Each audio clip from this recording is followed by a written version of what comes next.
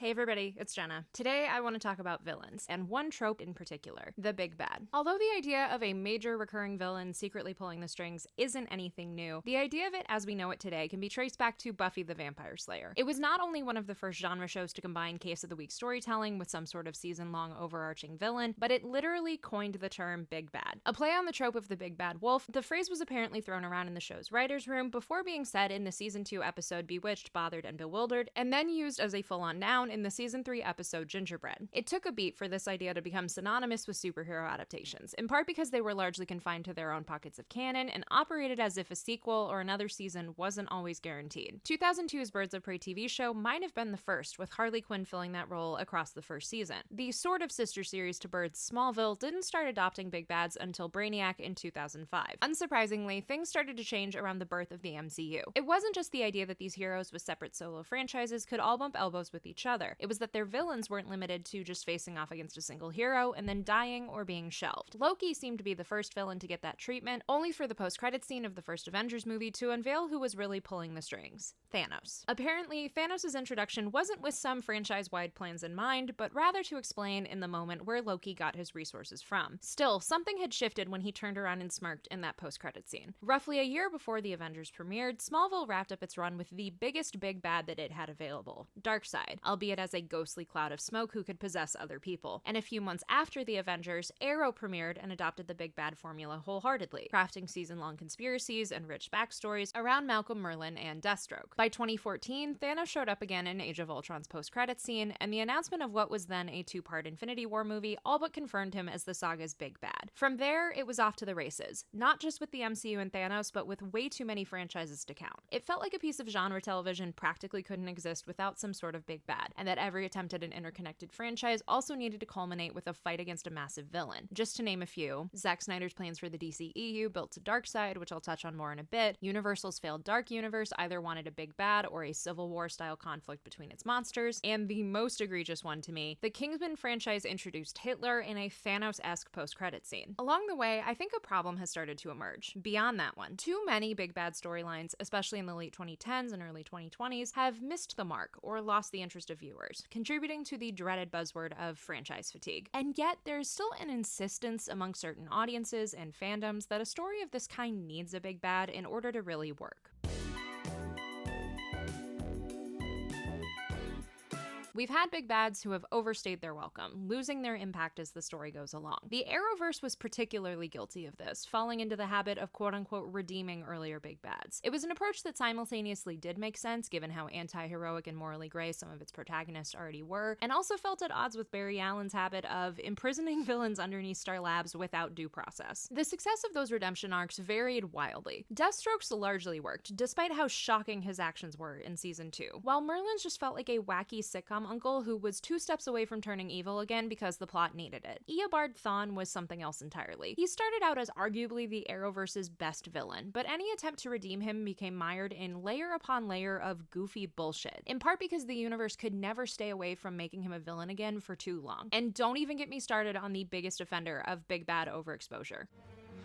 Somehow Palpatine returned. We've also had big bads who are faced with the opposite problem, taking way too long or having way too many obstacles to actually be meaningful. The Arrowverse also had this problem, particularly with Cobalt Blue, a character who only became the Flash's big bad several years after fans stopped asking for him to be, and once the show was almost entirely populated with characters who Eddie had never even met before. But the current crown jewel of it might be the MCU. I talked about this a bit in my video on Ironheart and its Mephisto reveal earlier this year, but it bears repeating. Chronically online MCU fans wanted to see him on screen for years, but now that they have him, there is absolutely no clear indication of when or even how we could ever see him again, even just as a big bad for the spooky corner of the MCU. Meanwhile, even as we've gotten some great beats with Vincent D'Onofrio's Kingpin in recent years, his problematic reign as New York City's mayor is having no impact on the MCU's movies, and legal hangups are preventing him from finally crossing over with Spider-Man. And then we have the big bads who break one of the cardinal sins of storytelling, telling instead of showing. The narrative insists to us that they are important without actually doing the work to make them a meaningful or even plausible antagonist. This video might seem like I'm dunking on the Flash and the Arrowverse a lot, but that's only because it ran for so many seasons and had such a strong sample size for all of these different kinds of big bads. And my go-to example for this specific kind of big bad is always the Flash's cicada. The show took a cool concept from the comics, a cult leader wielding lightning powers, and not only gave him a completely different gimmick, but made it mind-numbingly repetitive. I often refer to this season as an extended Scooby-Doo chase sequence because Team Flash somehow never stood a chance against Cicada just flying away at the end of a fight scene. I also throw Grand Admiral Thrawn into this category. The live-action Disney Plus shows spent so much time hyping up his arrival, only for him to just be a guy with an iPad who miraculously gets out of every single situation that he's in. Seriously, the season 1 finale of Ahsoka has no narrative tension for me. The writing on the wall is that Thrawn will be the big bad of Dave Filoni's upcoming Star Wars movie. And even if he suddenly becomes this calculating and powerful character who's worthy of that kind of stage, it is still finite because absolutely nobody ever talks about or even remembers him by the time we get to the sequel trilogy. Somewhere in the middle of these bad habits, losing impact as the story goes along, taking way too long, and telling instead of showing, is the MCU's Kang the Conqueror. There were obviously real-world elements that contributed to his arc, the pandemic messing up the multiverse saga's production and release schedule, as well as the legal case that led to the actor and the character both being dropped altogether. A decision that I am still thankful for, even though I am not a fan of the way that it has been spun recently. But just purely based on the text of the multiverse saga, Kang seemed to be slotted into a big bad role that he wasn't equipped for. In hindsight, he was introduced pretty early in Phase 4, but it took a whopping 16 projects for him to be seen or referenced again in Quantumania. For perspective, that is one project fewer than all of the Phase 2 and Phase 3 movies combined. It's not that every single one of those 16 projects needed to mention or tie into Kang, but a large number of them didn't even deal with the multiverse itself, and those that did, as I said in my video on the multiverse earlier this year, just dumped more buzzwords and rules onto viewers. By the time we got to Quantumania, even with the knowledge that everything was building to Kang being the big bad of the next 2 Avengers movies, the mainstream audience and even some of the diehard fans had already started to get tired. And the movie itself didn't help. It tells us that Kang is formidable and has killed teams of Avengers off screen, and occasionally shows us that he's powerful, but it also shows us that he can be defeated by a horde of ants, and doesn't even start to scratch the surface of his Thanos-level motivations for destroying the multiverse. But don't worry, that was supposedly just a weaker Kang, and there are hundreds more waiting in the shadows for us to start this all over again. A gimmick that was apparently going to continue into the Kang Dynasty movie. Do we have any emotion or any sense of stakes around these other Kangs? No. Outside of Victor Timely in Loki Season 2, who basically became a glorified detour, did we know if or how we would see these Kangs again before those Avengers movies? Also no. I think, especially in the superhero space, a few things have led people to get so focused on big bads. One of them is obviously the success and cultural footprint left by Thanos in the Infinity Saga, which is understandable. He has been one of the few villains of this century to truly break through to the mainstream, to the point where your mom and your grocery store cashier probably know who he is. And I do think that his arc came together really well, although I do personally wish that Infinity War had kept his comic-accurate motivation of just wanting to fuck Lady Death, instead of making it some altruistic fight against overpopulation. He didn't need to appear in every single installment of the Infinity Saga, and he largely didn't, but his presence and his threat still snuck up on people, both the audience and the characters, as more of the Infinity Stones were discovered. And when we did see him, we didn't just see one side of him. We saw the literal mad tyrant, we saw the abusive father, and we saw the man who still believed that what he was doing was right. It made him easy to root against, whether you had been intimately following the MCU by that point or had just hopped on the hype train for Infinity War and Endgame. It's understandable to want that kind of villain in every big franchise,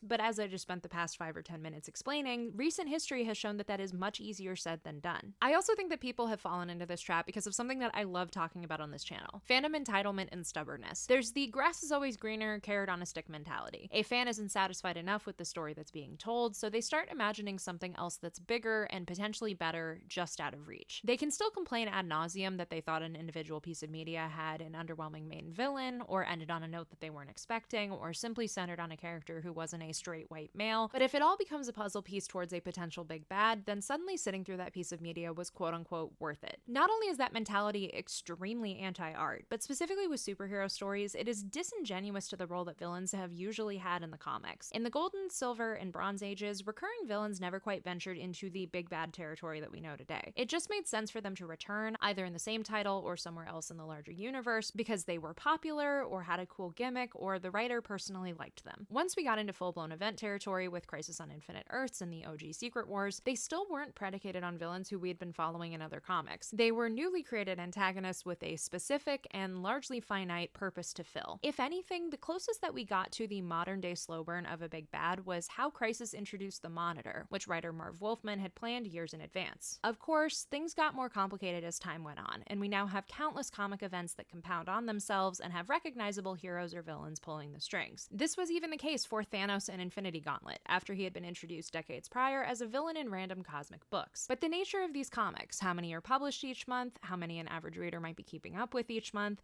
and the fact that their story can never truly end, have made big bads take a different shape than they might in a superhero movie or a TV show. Their eventual big event might build on decades of history, or have a trail of breadcrumbs for a few years, or they might make their first and last appearance in the span of a single calendar year. They might have massive stakes that lead to characters dying, or teams being disbanded, or entire universes fading in and out of existence, but they will never truly lead to the end. Not just because there are always comics being published concurrently that have nothing to do with the big event, but because a version of the story and its heroes will still endure, and because a rich and truly lived-in world, fictional or otherwise, should not live and die by the proverbial sword of just one particular guy.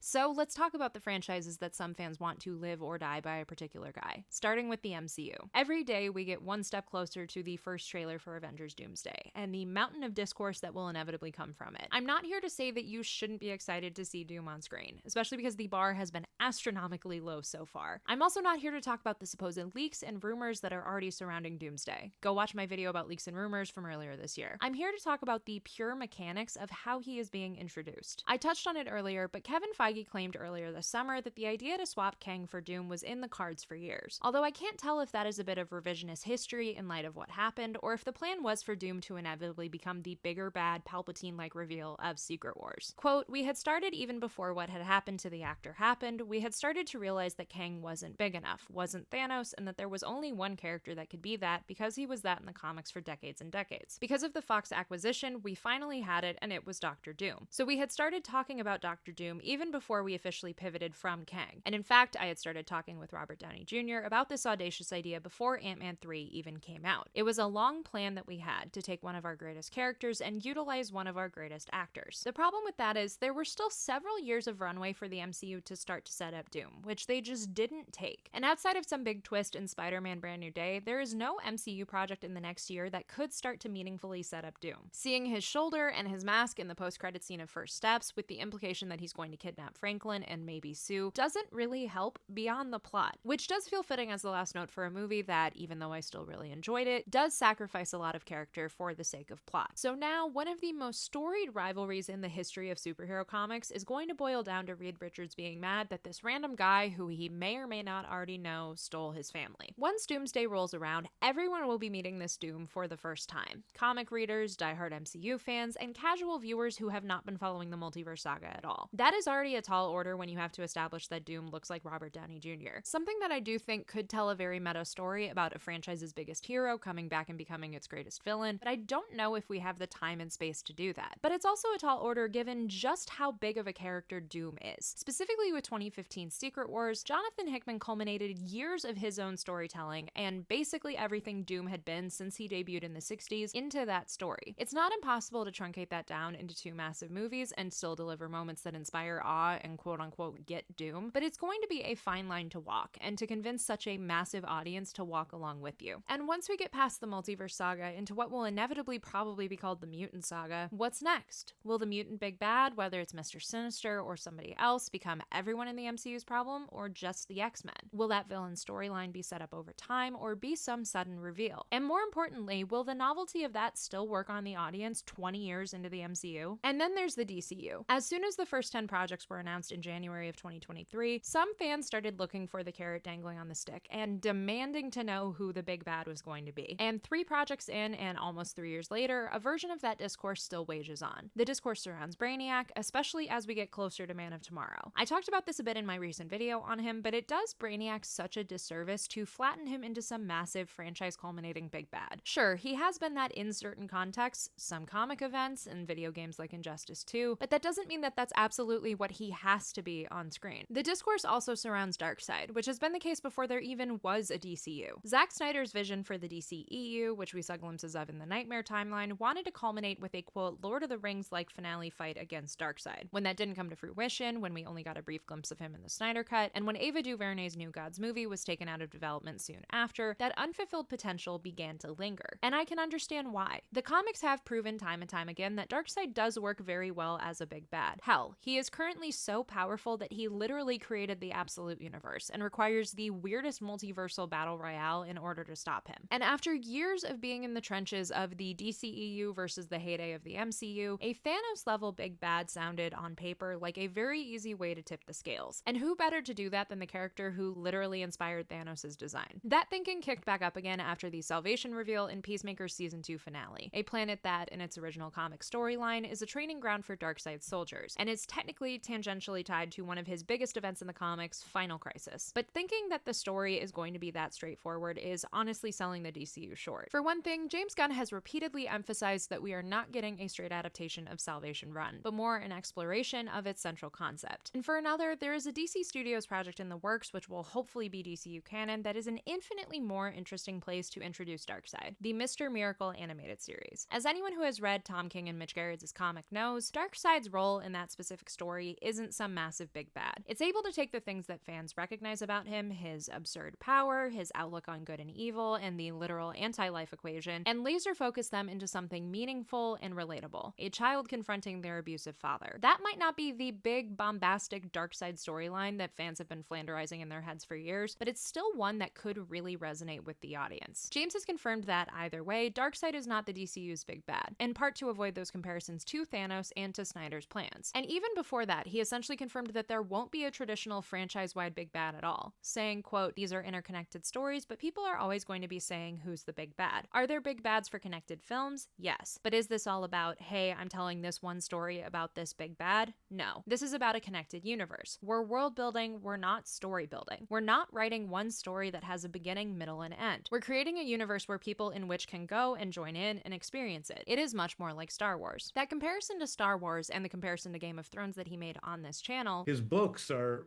probably the biggest influence on me in terms of the DCU, next to actual DC Comics. They're the biggest because they're such these well thought out worlds that were so deep and so rich with so many connected characters and so many disconnected characters that I think it's really what influences me more than anything else. Feel really key here. Ignoring the grievances that I just made about Star Wars earlier in this video, both of those franchises are at their best when they're able to be populated with different kinds of conflicts and villains and threats. And when you don't need to build everything in a franchise to a single big bad, it's able to become much more of a living, breathing universe, not only canonically, but in its development, letting projects enter production when they're really ready instead of when they need to tie into that central storyline. It's not like there is some singular magic fix to make big bads better, and I think that kind of all or nothing thinking is how we got here in the first place. But I think the best way forward is for franchises to just let their villains better the stories that they're telling, instead of trying to force a story around a particular villain. The Hunger Games franchise has proved this with Coriolanus Snow, a character who we already loved to hate in the original trilogy, but who was always less of a quote-unquote big bad and more of a symbol of what Panem had become. And we've now gotten 2 prequel stories that illustrate this even further. The Ballad of Songbirds and Snakes literally tells us his origin story and his fall into fascism, and Sunrise on the Reaping, without giving away spoilers, laser focuses his villainy through Haymitch's story. Each story we get with Snow enriches our emotions towards him and makes his inevitable demise more satisfying, even though, again, killing him doesn't completely get rid of the conflict that is lurking under Panem. In the same vein, I have to mention Colonel Lockjaw from one of the best movies of this year, One Battle After Another. I'm going to dance around spoilers a little bit because I want everyone to be able to experience this movie for themselves, but you also do not have to go far on social media to see just how much people love to hate him. You genuinely never know what he is going to say or do next, in a way that is both amusing and horrifying. And his fate certainly doesn't wipe out all of the evil existing in that world, but it is still extremely satisfying in the context of the story that we are being told. I do think that there is a path forward to letting villains just be strong and satisfying villains again, instead of some end-all be-all big bad. I think that people just need to shake the thinking that there's only one specific way. What do you think of the state of big bads right now? Share your thoughts in the comments below, and please don't forget to like, subscribe, and share with your friends if you haven't already done so. As always, you can find me on social media, especially on Threads at Hey It's Jenna Lynn. Merch is available at the link in the description. Thank you all so much for watching. Happy holidays, and as always, go read some comics.